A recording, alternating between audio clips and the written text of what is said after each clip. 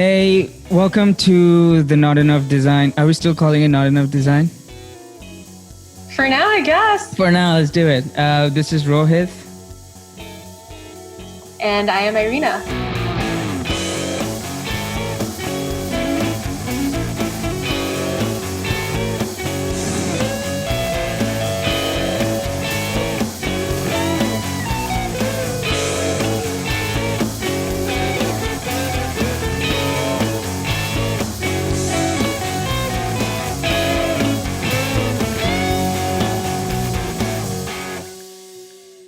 And how are you doing, Irina?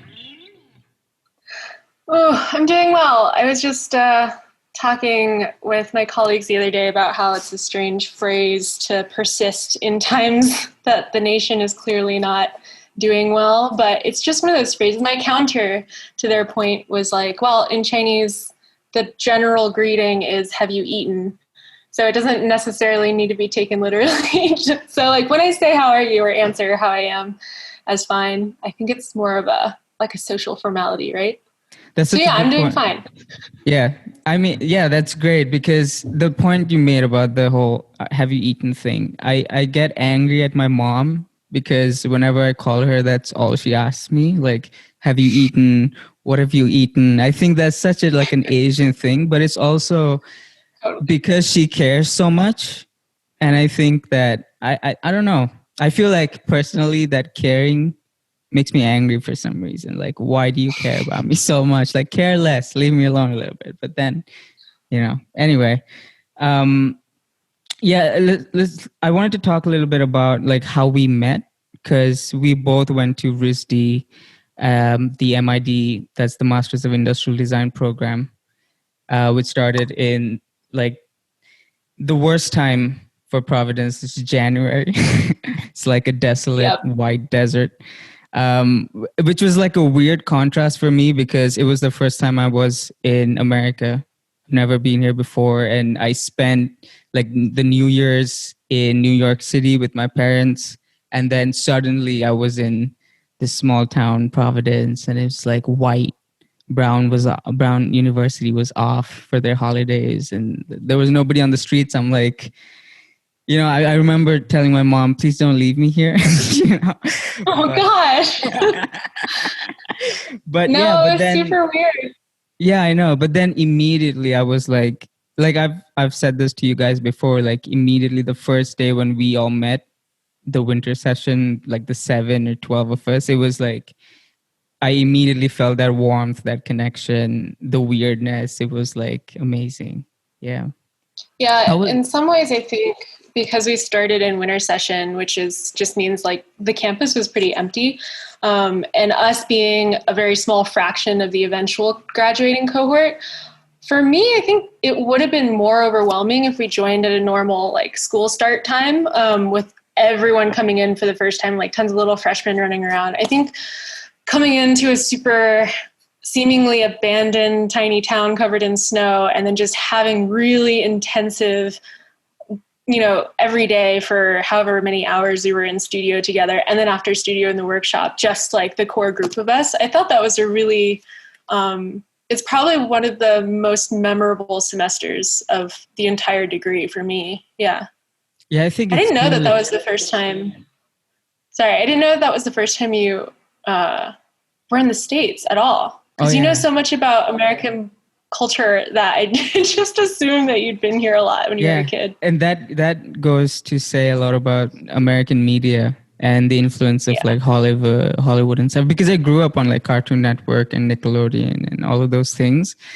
And it's like also growing up on movies and stuff.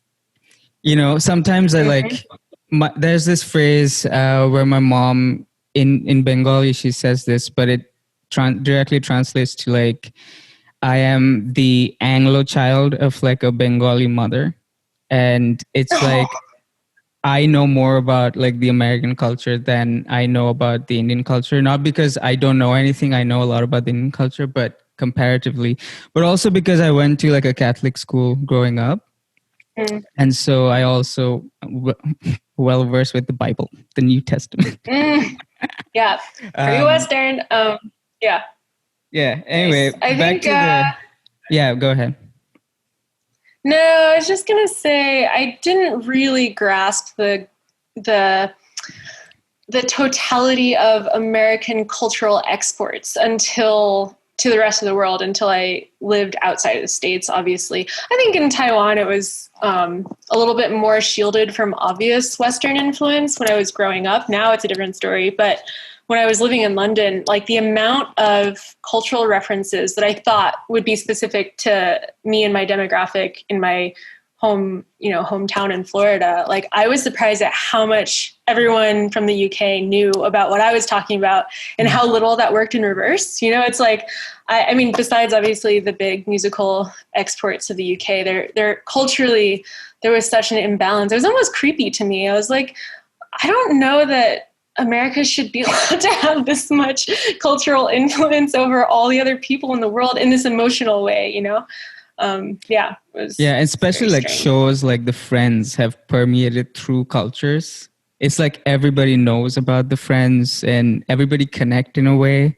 But even if you like watch Friends objectively from like as an American, I think it's like there's so many little things there which are so inherently American as a culture, but everybody still relates to that.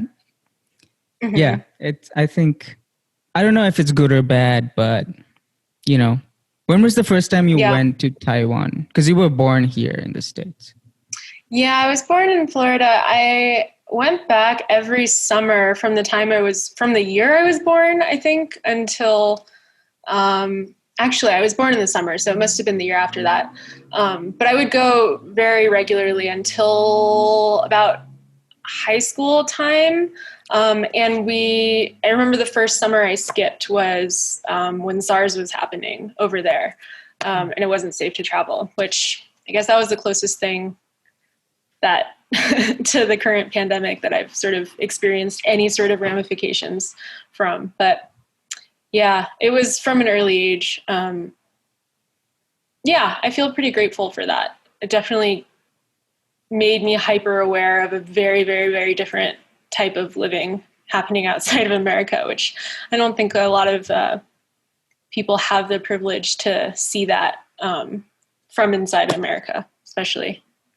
Yeah. Do you think your like childhood and these cultural experiences had anything to do with you wanting to go into like industrial design or design in general? Because you have a graphic design background before ID. Yeah. Yeah. That's hard to say. I don't think it's inherently connected to the design piece. I think it is connected to the root of why I love design, which is that you get to kind of do a little bit of everything in terms of like you get to dip into other industries and other professions. And I think in the same way, travel used to be a big part of my identity. In terms of like dipping in and out of different cultures, I think there's a lot about that seems very naive looking back on it, and certainly very, very lucky for me to be able to build that in as such a defining feature of myself. But yeah, I think definitely the wanderlust mindset is the same thing that is behind why I love being a designer. Yeah. You get to kind of move around. What about you?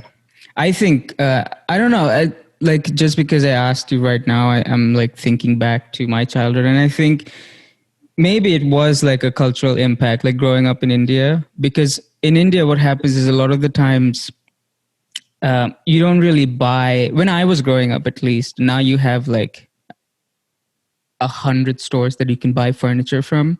But when I was growing up, you would like call the family carpenter in, who's probably like made furniture for your grandparents, and now they're going to make furniture for you.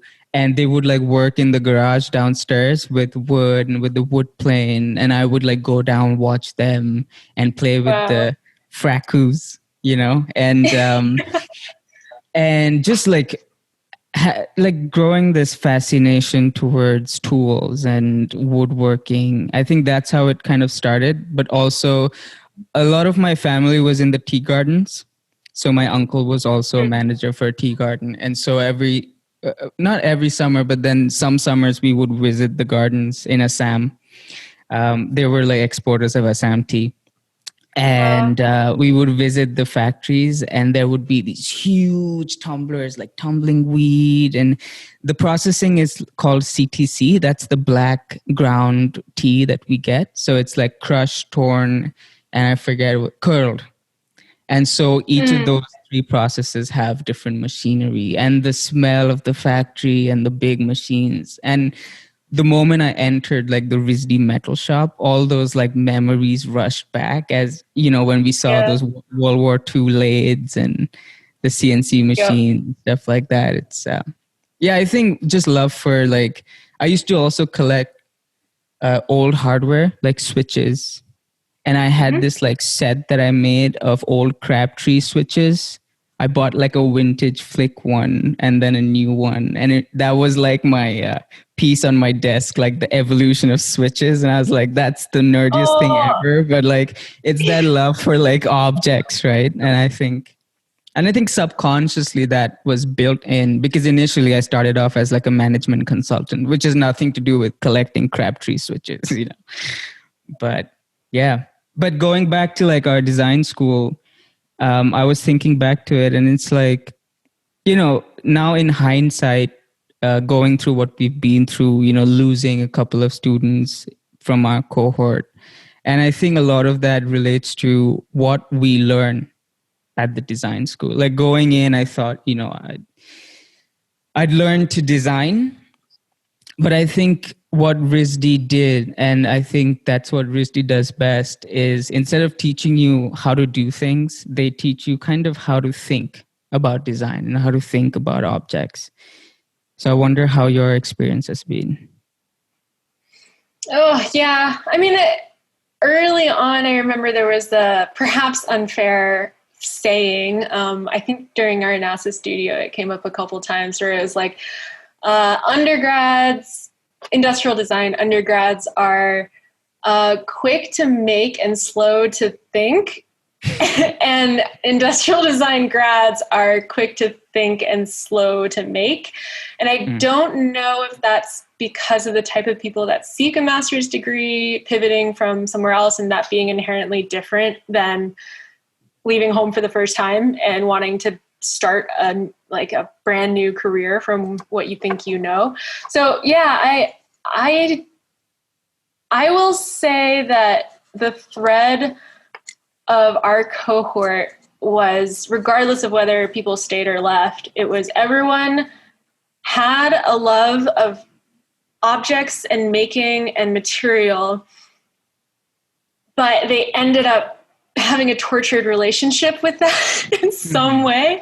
I say tortured because it was complicated and it was hard to square one with the other. But I think ultimately that is what RISD is good at in terms of addressing what the future of the world is and what the role of designers should be in order to match that future trajectory versus like, you know, we aren't dealing with the same problems that were born in the Industrial Revolution, where the problems were just like, we need new furniture.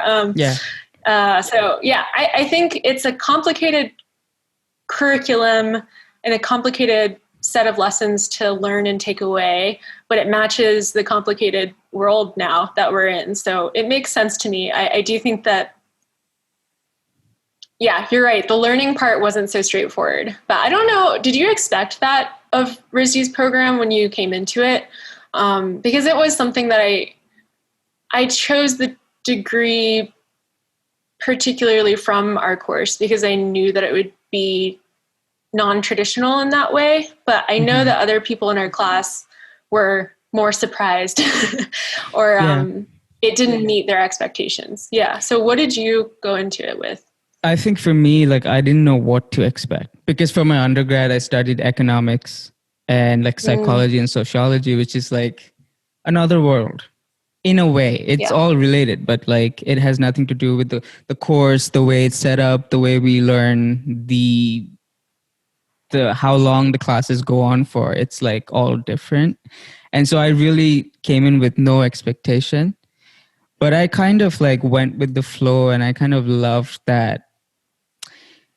My design process is kind of weird where even my work ethic. It's like I work well under pressure, like a lot of us, but I also like work well without clear instructions, because I kind of like to navigate and meander through the process and figure it out for myself, which I understand can be like frustrating for a lot of people, because a lot of people coming into design school paying the, you know, hefty tuition, they do expect like some kind of clear cut, like, hey, this is design, this is ID, this is how we started, and this is where we are now, which I understand. And I do want in the future, maybe like if RISD could make the history of ID compulsory for everybody.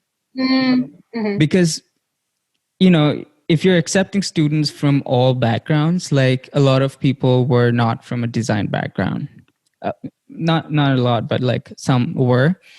And like for me, I have no idea about the history of ID. And I tried so very hard to get into that class, but that's such a popular class that it was like, it was super hard for me to do it. And I couldn't in the 2.5 years. And I know you did. And I know you loved the class though. But I think it would be very beneficial to do that. But also like coming back to the thing you said about the undergrads being good at making and the technical part of it, and the graduates more towards the thinking. And I think that also has to do a lot with the age difference between the two groups. And studios, especially like NASA, are so very beneficial, because then you have the two kind of melding together to work towards it. Like I learned so much about working with cardboard and soft material in that NASA studio, and I know for a fact that the group learned so much from the graduate students in the class about how to think about space and how to think about how something like a coffee machine would work over there. Because that was like one of our first projects, like make a coffee machine, espresso machine for the International Space Station. And I think more of those studios I think I was expecting more of that as well. Because towards the end, we were just graduate students with graduate students. That was just like the first few semesters. Yeah. Yeah. Also, talking about like classes, I think I was reading this book by Mike Montero. I think that's how you pronounce his name, Montero, called Ruined by Design. And I know a lot of people have like mixed feelings about that book and the way it's written and the tone. Have you read it?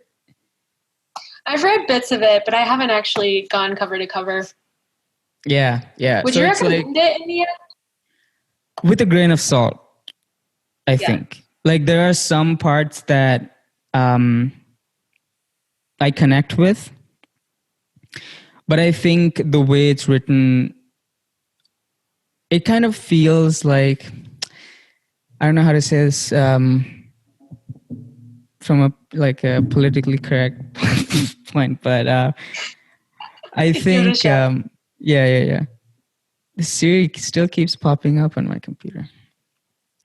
Oh my gosh. Well, definitely read it. Don't skip it. I would say that to begin with. It is something that I think everybody should read, because there is no other popular design author talking about ethics in this way. But the way it's kind of written, there's like angst and there's like anger and resentment. And I'm not against that, but I think the way it's projected in the book kind of puts me off at times. Because I think one of his like favorite authors / designers was Papanek? Yeah, Papanek. Yeah. And Papanek's like known for being the angry child of design and like just like giving the middle finger to the Industrial Design Society of America and all of those things. And I think he really respects that. But some language felt like he was trying too hard to like be the Papanek of our times. But I don't think what he's saying is wrong. I think ethics should be something that we're taught in school, and I think that is something that should be I don't know, mandatory for every designer to at least know about. Because a point that he makes is I thought it was a good point. Like he says, for doctors and lawyers, they have a code of ethics. Like the doctors have to take like a Hippocratic oath before they're doctors. And the point is like, would you trust a doctor without the oath, or like without a doctor who hasn't signed that ethic thing? Would you trust him with surgery? Similarly, like, would you trust a designer without an oath, an ethical code that she follows? Because right now, like even being in the Silicon Valley, I'm at the hub of like all these digital products that like are causing so many teen suicides and stuff like that. Yeah. And I was thinking similarly in like a cigarette packaging way, should Facebook come with a label like this design causes suicide? Like a cigarette packet would say this causes cancer. Like, why isn't that a thing? Is it because it's not directly relatable or something like that? But I don't know. Sometimes I just think it's like the Silicon Valley has too much power in terms of dictating what happens. Like, what are your, like, I don't know who, even if like if we talk about somebody setting the code of ethics, who sets the code of ethics? Do we set a code of ethics for like the umbrella design realm? Does IDSA set the ethical code for all of design, which doesn't seem fair? So does then like ICAD, which is like the Association of Independent Colleges of Art and Design, do they set it? But that's just very American. Like, I don't know how to go about that, you know? Oh, so much I want to say. Yeah. I mean, those are the questions that aren't even asked often enough, right? And especially with a purportedly top-notch, super theory-heavy degree that we just both scarcely secured. It wasn't really front and center, right? Like there were maybe a couple seminars that were related to it, but I actually think that the ethical code for designers, I don't know that it can be imposed by a society as much as ingrained into future designers, that their work, regardless of how basic it may seem, what to like design a nice Nalgene competitor for the outdoor industry, you know, like any sort of basic traditional industrial design product or a poster or a logo for a company that does a certain thing, like those things have outsized impacts on everything around. Like it's not really just making a thing for a person or a company. It's I think instilling the idea that there are so many downstream effects to every design consideration or lack of consideration. I think that's where it starts, because as soon as you start to see the design process as connected to adverse effects that have been happening, whether it's socially, environmentally, for years and years and years, decades, since Papanek really, I think when you're hit with the weight of that and you're properly informed about past cases of that and current cases of that, it's a lot easier to want that code of ethics, or at least form one for yourself. That's obvious, right? I think the doctor example is, it's different in the sense that it feels so concrete, right? It's like this doctor is pledging this oath because he will be splicing open human bodies, right? And like dealing with the life of another individual human one at a time. And that the weight of that responsibility is so comparatively cut and dry.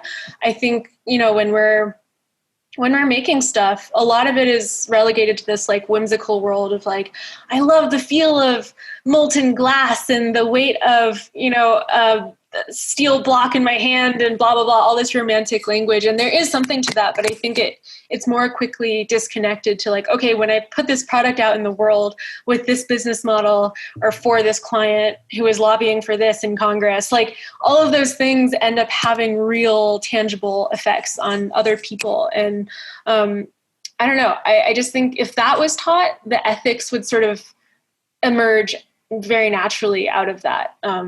But yeah, I don't know. That's my roundabout way of answering it. But I think as long as the conversation keeps happening, which I've seen it happen a lot more in the past 2-3 years, which is good.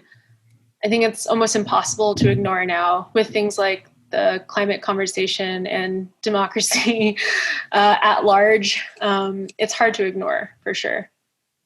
Yeah. I mean, as you said, like this is something that we've been fighting.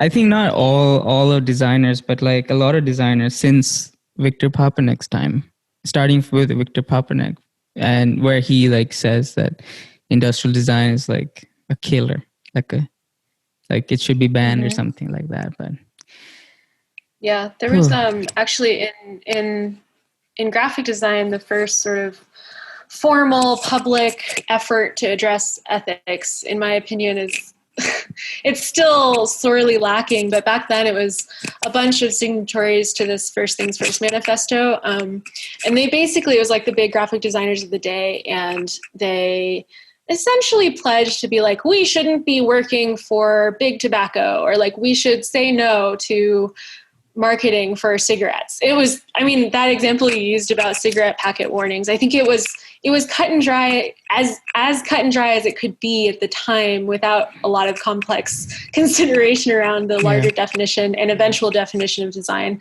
But it was like, we shouldn't be putting our effort into stuff that clearly kills people. That was like the nascent, I think, of the conversation in the GD field. But honestly, I don't think it's developed that much. But from now on, I think it's only going to be more and more prominent. So that can only be a good thing. Yeah. But like even with graphic design, there's so much ethics involved.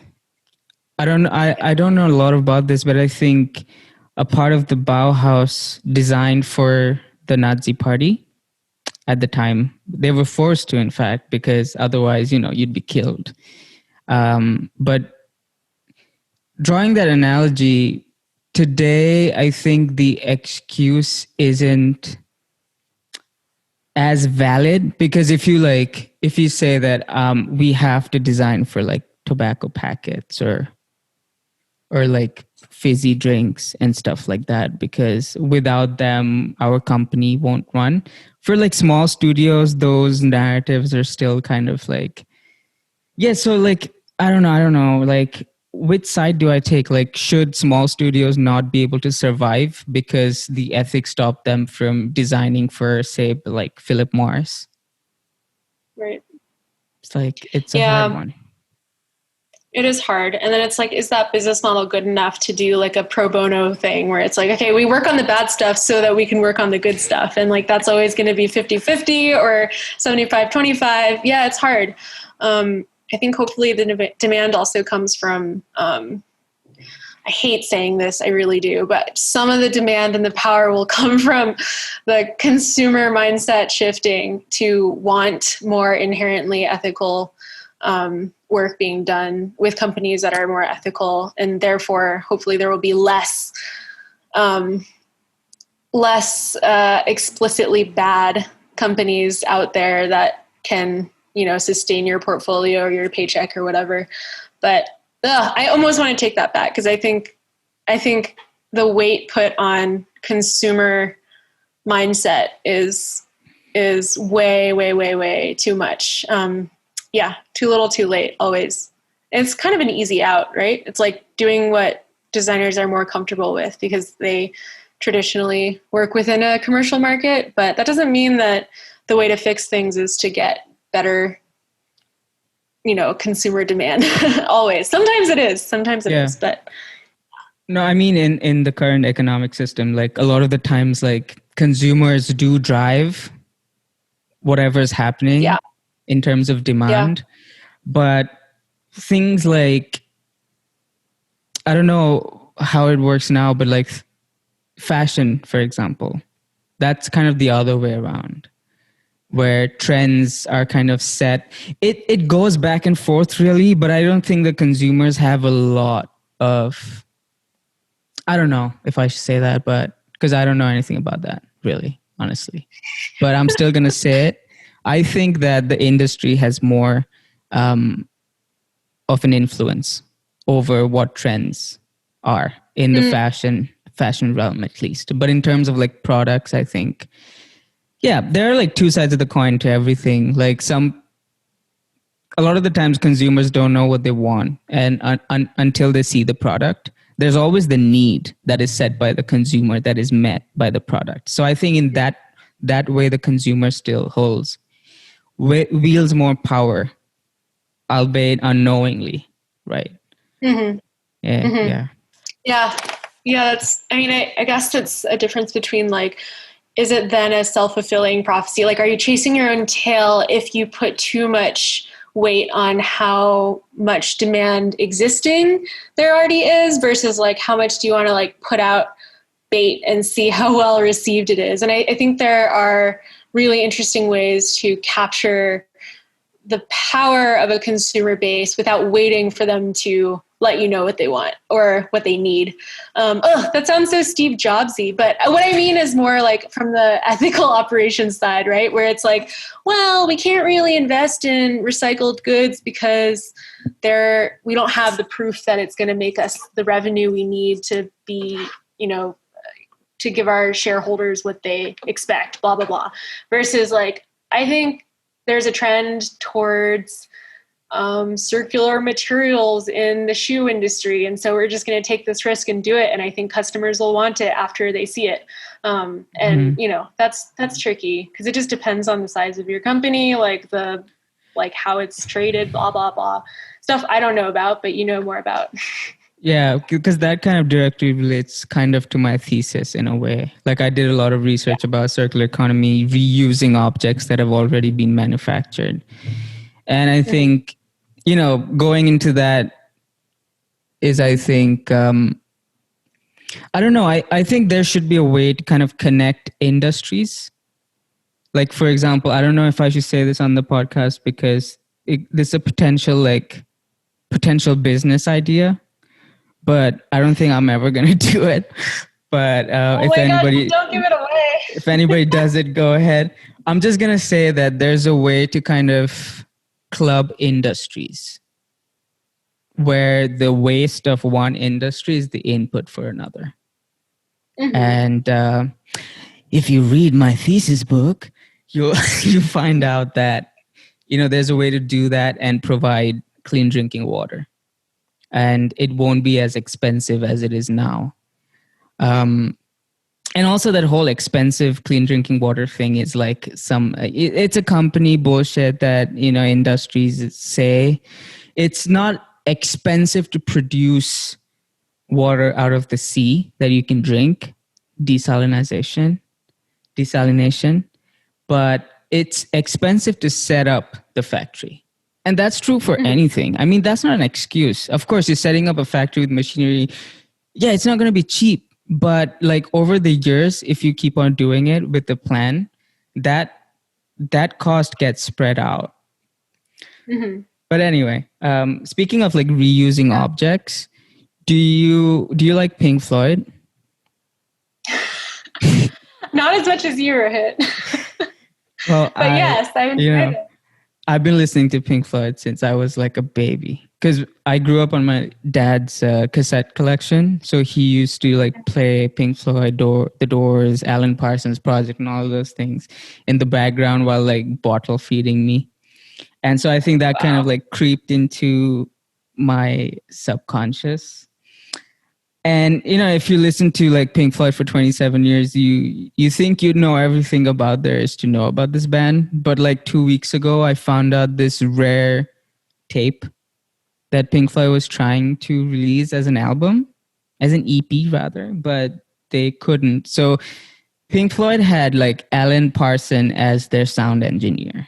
And so Alan Parsons was this really talented person, and he had his own band called Alan Parsons Project. And the studio album was going to be called Household Objects.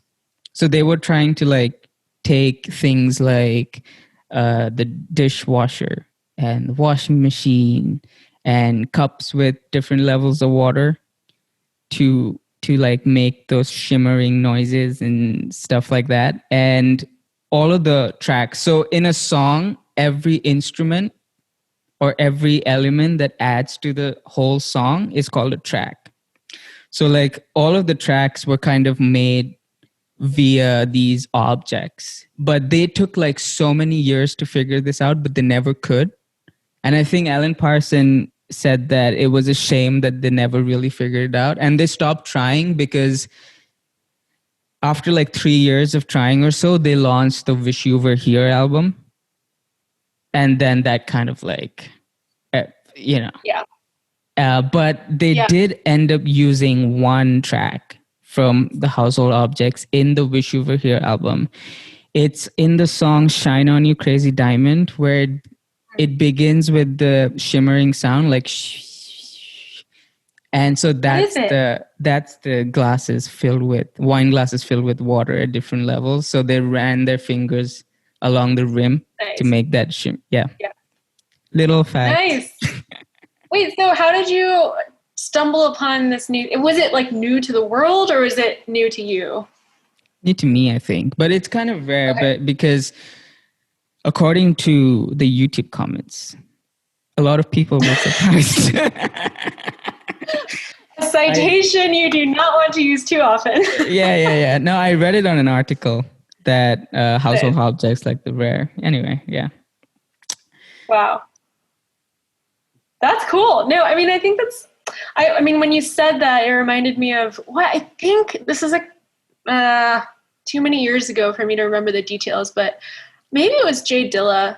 But anyway, it was someone with the weight of Jay Dilla in the history of that genre that they discovered like a bunch of tapes that, I mean, obviously he's dead, but like having this extra trove of raw work that he did was so exciting. Like people totally lost their shit over it. It's really interesting to think about that as, you know, like if Jay Dilla were, now I'm assuming that it was Jay Dilla. I think it was.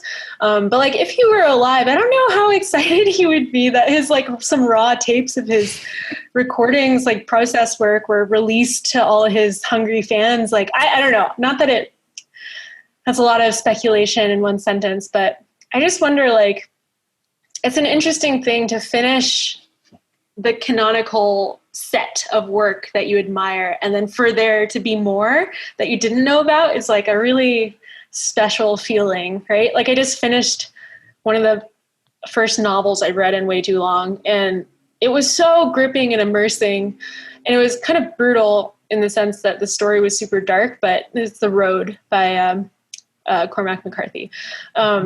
Sort of read it randomly, but when it was over, I had that feeling that I haven't had in a long time after a book, where you're just like, it's over. Like the rest of it, I can just think about in my head, but there's no more like from him. Yeah, that's really, it's an interesting dynamic that artists can create with their audience that way. I think that's something that doesn't really happen in design. Yeah, I think so. Rarely like you would think, oh, here's another teacup set made by this designer that we never knew about, you know?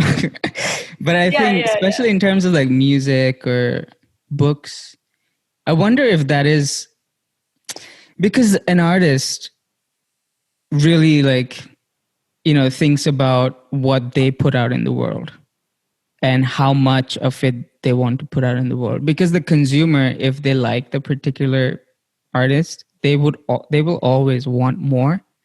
But the artist always wants to restrict how much they give out because they want to kind of curate the quality, right? So like releasing unfinished tapes or unmastered tapes, I wonder if that like after, especially post-mortem, like after the death of an artist, I wonder if that is what the artist would have wanted, you know? Because that is definitely what I want. Like if every member of the Pink Floyd passes away one day, like and suddenly they're like, here are 5 albums that Pink Floyd never released, I would like flip.